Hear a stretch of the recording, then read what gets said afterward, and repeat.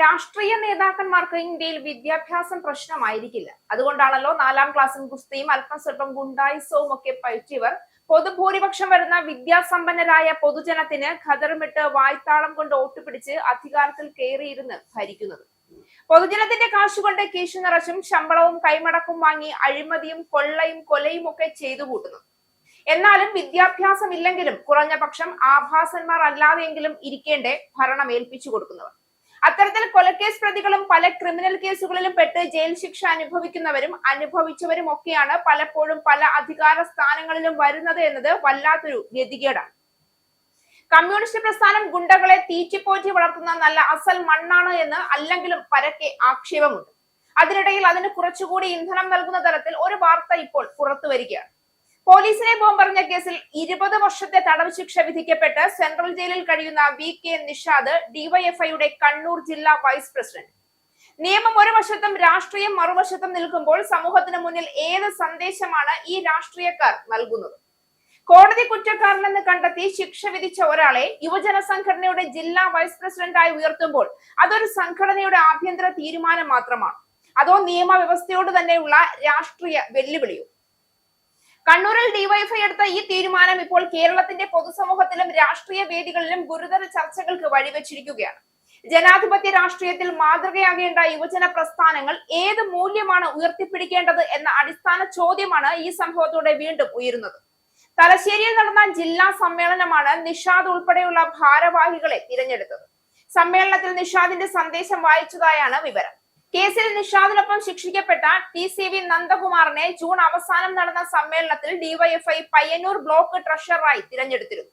നേരത്തെ joint secretary ആയിരുന്ന Nandakumar BJP പ്രവർത്തകൻ CK രാമചന്ദ്രനെ വെട്ടിക്കൊന്ന കേസിലും പ്രതിയാണ്. ഡിവൈഎഫ്ഐ പയ്യന്നൂർ ബ്ലോക്ക് സെക്രട്ടറി ആയിരിക്കെയാണ് VK നിഷാദിനെ 20 വർഷം തടവിനും 2.5 ലക്ഷം രൂപ പിഴയടയ്ക്കാനും തളിപ്പറമ്പ് അഡീഷണൽ സെഷൻസ് കോടതി ശിക്ഷിച്ചത്. ശിക്ഷ 10 വർഷം അനുഭവിച്ചാൽ മതി.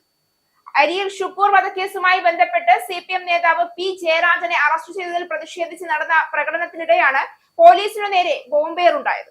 ശിക്ഷ വിധിക്കുമ്പോൾ പയ്യന്നൂർ നഗരസഭയിലെ 46ാം വാർഡിൽ LDF സ്ഥാനാർത്ഥിയായി നിഷാദ് നാമനിർദ്ദേശ പത്രിക നൽകിയിരുന്നു. പത്രിക പിൻവലിക്കാനുള്ള അവസാന ദിവസമായ 2025 നവംബർ 24-നാണ് കുറ്റക്കാരനായി കണ്ടെത്തിയതെങ്കിലും മത്സരരംഗത്ത് തുടരാൻ CPM തീരുമാനിക്കുകയായിരുന്നു. ജയിലിൽ കിടന്ന് മത്സരിച്ച നിഷാദ് 341 വോട്ടിന്റെ ഭൂരിപക്ഷത്തിന് തിരഞ്ഞെടുക്കപ്പെട്ടെങ്കിലും ഇതുവരെ സത്യപ്രതിജ്ഞ ചെയ്യാനായിട്ടില്ല. അയോഗ്യനായി പ്രഖ്യാപിക്കാനും ഉപതെരഞ്ഞെടുപ്പ് നടത്താനും നടപടിയും ഉണ്ടായിട്ടില്ല എന്നതാണ് ശ്രദ്ധേയം. ശിക്ഷിക്കപ്പെട്ട ഉടനെ നിഷാദിന് പലതവണയായി പരോൾ അനുവദിച്ചതും വിവാദമായിരുന്നു. രാഷ്ട്രീയപരമായി തീരുമാനം എതിരാളികൾക്ക് ശക്തമായ ആയുധമാകാനും ഇപ്പോൾ സാധ്യതയുണ്ട്.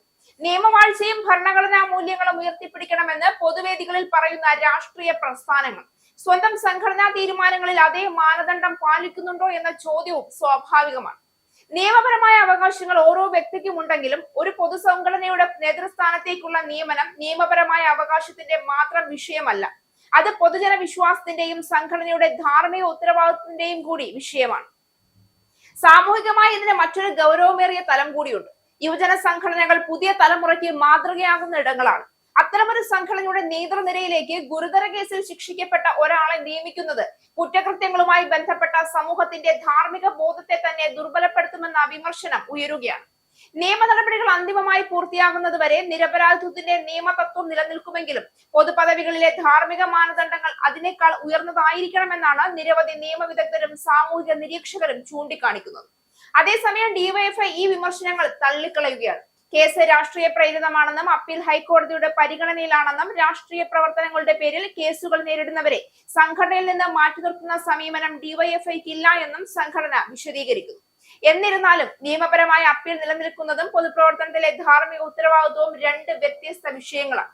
ഈ തീരുമാനം കേരളത്തിലെ രാഷ്ട്രീയ സംവാദത്തിൽ നിയമവാഴ്ച, പൊതുമര്യാദ, യുവജന രാഷ്ട്രീയം എന്നീ വിഷയങ്ങളെ വീണ്ടും കേന്ദ്ര ചർച്ചയിലേക്ക് കൊണ്ടുവന്നിരിക്കുകയാണ്.